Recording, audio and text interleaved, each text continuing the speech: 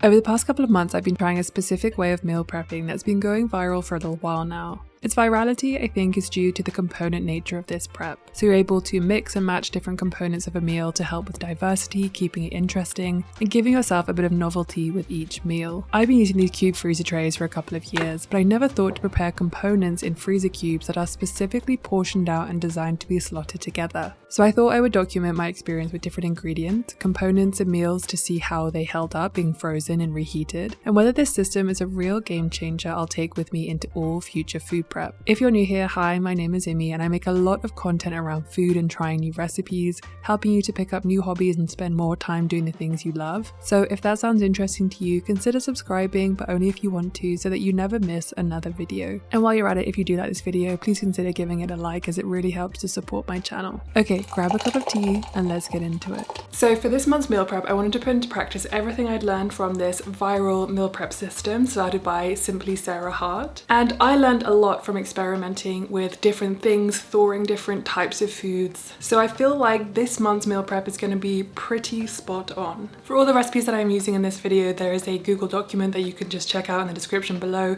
And it also has my sourdough recipe that I use to make 2 loaves of sourdough, which I do in today's video as well. So let's start meal prepping. I always like to have some kind of grain in the freezer, so recently I've been adding beans and lentils and dried peas to my rice. And because the beans come in different sizes because I'll buy a mix, I like to soak them for at least a few hours before I cook them. And to make it easy, I'll just put a whole bag of mixed beans and lentils into the Instant Pot and then about 1 or 2 cups of rice. It depends on what my ratio is. I think some people will go for less beans and more rice, but I just prefer a ratio of higher beans and lentils to rice. I will cook mine in the Instant Pot for about 18 minutes with plenty of water, a little bit of salt, and maybe sometimes a bay leaf. I'll let that depressurize for maybe 10-15 minutes, and then once it's cooled down, I'll put it into my half cup measurements to put in the freezer. It honestly depends on the day how much I'm going to use, so that's why I like to put them in smaller amounts so I can have 2 or 3 or just 1 depending on how hungry I am. After I put the rice on to cook, I always then feed my starter so that it's ready to make sourdough bread in just a couple of hours. My starter has been particularly active recently. I've been feeding it some rye flour, which has definitely helped to keep it very bubbly. And then I'll always try to do 2 loaves at a time because I can freeze one. Whenever one is done, I will always slice it up and then freeze them in slices so it's so easy to take out. But you're just getting more for your effort if you're going to make 2 loaves at a time. Of course you don't have to, but if you do have a freezer, it does freeze really well, and I highly recommend giving it a freeze too.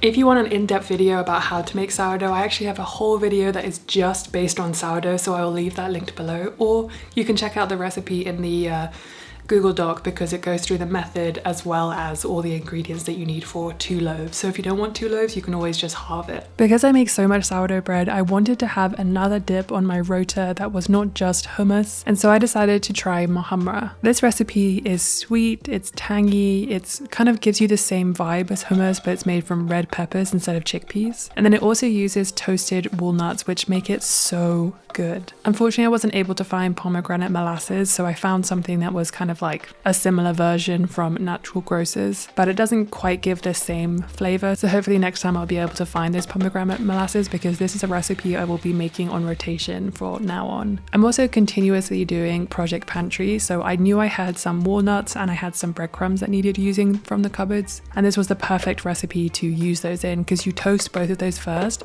before putting everything else in a food processor and blending it together. I was surprised at how quickly this came together. And honestly, I wish I had doubled the batch, but sometimes when you're trying a new recipe, you just want to try 1 batch first, but next time I will definitely make a double batch. I wasn't quite sure what size to freeze these in, so I went for a 2 tablespoon size. And honestly, I think maybe for children, 2 tablespoons would be good, but maybe for an adult, maybe 4 to 6 tablespoons would be good. But obviously, because they're in smaller ones, you can just take out a couple or just 1 or 2. Once I did freeze them, I took them out and just put them in a reusable bag so that I could just reuse that 2 tablespoon tray. If you like hummus but you're looking for a different dip just to change things up a little, then I would highly recommend this one. It also thaws really well. All the flavors are still feeling very fresh. So it makes me feel like this would be perfect if you pack a school lunch or you pack a lunch for work, or if you're going off on a road trip or an adventure for the day, packing this and just letting it defrost whilst you go through the day before you're going to eat it, really good, especially because it defrosts pretty quickly. And if you make some homemade bread and have that with this, perfection. So the components that I chose to put together for this week or a couple of weeks was some black beans and then also a sort of tofu sofritas. They use very similar flavors and a lot of similar ingredients, so it's going to be very easy to make both of them together. And then I thought they would also go well together, but I could also have them separately if I didn't want to make them both at the same time. I'm always trying to find different recipes that will go together or have different kinds of protein content but are very similar. It does make it a lot easier to mix and match when you have a common theme that runs through a lot of your components. But I do understand that some people like to have novelty and to have different things that they can have on different days or for different meals. So this was very much kind of thinking about having this for a couple of dinners or lunches. And then throughout the rest of the video, I make a few different things like a lentil bolognese, as well as a dal makhni. And again, trying to get that variety in on different kinds of lentils, different kinds of protein and fiber, but then also making things that I genuinely like and will eat. I know the temptation can be if you see a recipe that looks pretty good, but it's just not really the kind of thing that you like, but you think, oh, well, it freezes well and it's easy to make for meal prep, and so we'll make it and then we'll end up eating it and being like, actually, I don't particularly like this. Or sometimes we'll make things that we know we don't like as much. Or at least I have done that in the past because I thought, well, do you know what? This is really good for me.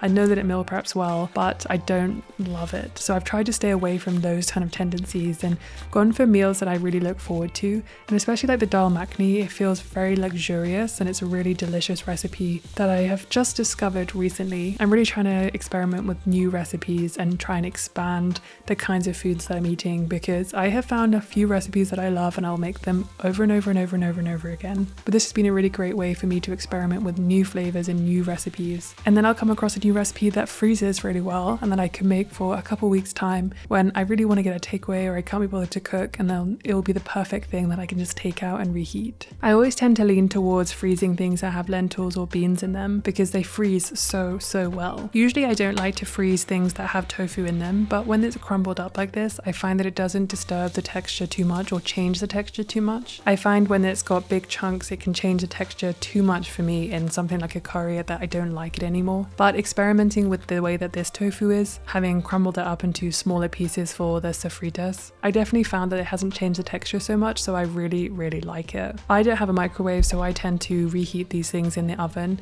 and I'll put them in before I'm ready to eat, so you know, because if it takes like 30 minutes, 40 minutes to reheat, then it can do that really nice and slowly, and then I can add it to some rice or whatever I have. And I find that adding things like fresh herbs or a little bit of extra lime juice or things like that make it feel a lot fresher. And honestly, as long as you're freezing things as soon as you've made them, like once they've cooled down, they will retain that freshness for quite a long time. One thing I did want to experiment with, which unfortunately my avocados were not ripe enough to do, but I have seen people freezing guacamole, and I was a bit skeptical, but people seem to say that it's pretty good, so I definitely want to try that next time, especially if I get a few avocados. They all seem to come or become ripe at the same time, so I feel like if freezing is a really good option, I'm definitely gonna do that. Anyway, I'm getting a little bit hungry, so it's time to take a break. I'm just taking a little break and I just want to talk a little bit about, I'm doing something called Project Healthy, where I'm trying to get in the best shape of my life this year. And I'm just having a peanut stew with tofu from Factor, who are kindly sponsoring this portion of today's video. For the past few years, consistency has always been kind of my downfall, but recently I've kind of implemented some systems and some processes, and I've already been able to add, I think, 30 pounds to my squats, which is pretty wild. And I've added about 20 pounds to my hip thrusts, and I'm finally getting back into bench press. And one of the things I really like about Factor is they really help with consistency, especially on some days where you can't be bothered to cook and you've run out of all the meals that you've prepped and you just want something that's convenient but it's well balanced, it's dietitian approved, and it will help you reach those goals like I have for adding weight to all of my big compound moves. Factor deliver fresh, never frozen, chef crafted meals, and of course they're super convenient, especially for those of you who don't like to cook, so you can skip the prep and the cleanup. But they're also protein packed for performance. I'm a big fan of their superfood bars. I always tend to have them just before I go climbing, and they're the perfect little pick me up to give me enough energy to climb harder, and I've definitely improved on my routes recently, which is great. Making sure that you have enough food and enough fuel to fuel your energy whilst you're doing your workouts is so important, because you can't build muscle if you're not eating enough, and you also can't recover well. I also found that injury prevention is also tied to how much you're eating or what you're eating, so I'm always trying to prioritize protein, fiber, and also just meals that taste good. If you're interested in checking out Factor for yourself, you can head to factor75.com or click the link below and use the code IMIFB50 to get 50% off your first Factor box plus free breakfast for 1 year. That's code IMIFB50 at factor75.com to get get 50% off plus free breakfast for 1 year. Okay, I'm gonna finish this and get back to all my prepping. Because my trays are oven safe, I decided to make my favorite banana bread recipe in them. And it kind of pre-portions them out and pre-slices them in a way so that I can freeze them straight after this. This is one of my favorite recipes for a few reasons. I feel like it's very easy and it comes together. It uses a lot of things that I already have in the pantry, and it helps me to prevent food waste if I have some bananas that are getting a little bit too spotty. But either way, I think it's nice to have a little sweet treat in the freezer. So for those days where you're just like, I just need something, or you know, you're having a cup of tea in the afternoon, having a piece of banana bread. Honestly, it just makes that whole ritual elite. I like this recipe in particular because it's very moist, and I think it can be kind of changed a little bit depending on what your preferences are, if you want to add things like walnuts in or chocolate chips. I've also made these as muffins before and they're really good. But either way, my only recommendation if you are going to make something like this in these trays is to make sure you're not filling them up to the top like I did, where you can see they've really kind of puffed up and become their own mini banana breads. However, they come out so easily from the tray that you can just pop them out, put them in a bag, and then freeze them like that. Pasta is very much my comfort food, so I always want to have some kind of sauce in the freezer that has all the things that I like, but that most importantly I can pair with pasta. At this point in the meal prep, I wanted something that was going to be much simpler to make and didn't take very long, so I went for a lentil bolognese. This has, I think, about 10 ingredients. It really packs a lot of flavor and uses a lot of things that I already have in the pantry. For me, this is one of my favorite meals, or perfect meals, because I'll take it out of the freezer and put it on the side while I go to the gym or doing something that I'm using a lot of energy. And then I'll come back and I'll be able to just heat it up, add some pasta, and have a very full and nourishing meal. It also has some lentils in there, so we've got a good source of protein and fiber, and then we have the walnuts as well, which are really good for you. But most importantly, it just tastes good. And of course, it freezes really well. Now for the dal makhni. I wanted to try something that had a different kind of legume, one that I hadn't tried before. And this recipe has always kind of intrigued me because I thought it looks creamy and delicious, it's full of flavor, but it doesn't seem to have so many ingredients that it kind of feels a bit complicated. There are a few different steps for this, but because it uses the Instant Pot, it makes it feel like it's very easy and you can kind of do the prep work, turn it on, and then leave it until you're ready to add the coconut milk. In this recipe, she also does have a tadka, I think, that she adds to the end, but this is one of those extra things that you can add when you defrost it, and it will add some flavor and give you that feeling that you've kind of just made it rather than something that you're reheating. Obviously, I make a lot of things fresh every day, but having things in the freezer just makes people's lives so much easier, especially if you are busy and you want a little bit more convenience, or if you've had a really long day and you just want to be able to take something out of the freezer and shove it in the oven and be done with it. I'm a big fan of Instant Pot recipes because they really do save quite a lot of time, and it means that you can do something else whilst it's cooking. When I'm meal prepping, even if I'm going to prep most of the things for the freezer, I still like to prepare at least one thing that's going to go in the fridge so that I can eat it that same day and the next day.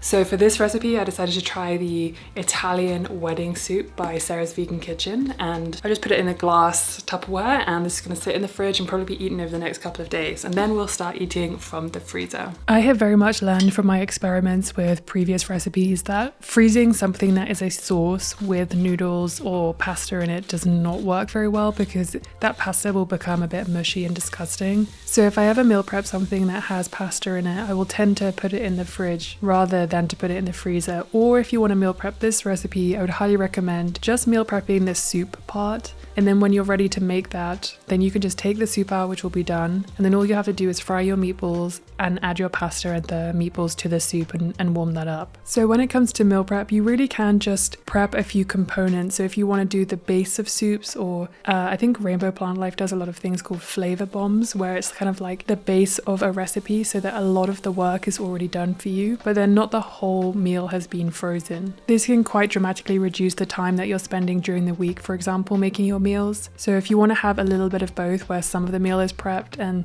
some you just have to make on the day, then this is a really good kind of alternative. I made this all in one go because I was going to make it and eat it over the next few days, but I wouldn't usually freeze pasta in sauces anymore. Okay, so that's probably it for this whole meal prep for this week or slash month. I'm going to see how many meals or how many days that we can eat from the freezer from these meals. If you don't love meal prepping like a lot of things in one go, I would always recommend literally just making more food for each meal, and then with those leftovers, putting them in the freezer in portions, because that's also meal prep. You don't have to do a huge meal prep to fill your freezer.